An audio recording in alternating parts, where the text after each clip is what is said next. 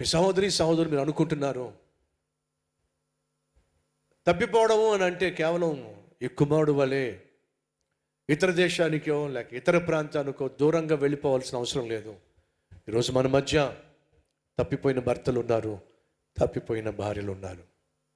ఎందుకు భర్తతో మాట్లాడలేదంటే ఆ మనిషితో మాట్లాడడం మానేస్తే నేను నా ఇష్టం వచ్చినట్టుగా చేసుకోవచ్చు. భార్యతో మాట్లాడడం మానేస్తే నేను నా ఇష్టం వచ్చినట్టుగా చేయొచ్చు. అమ్మ నాన్నతో మాట్లాడడం మానేస్తే నేను నా ఇష్టం వచ్చినట్టుగా చేయొచ్చు. మాటలుంటేనే కదా అడిగేది కడిగేది.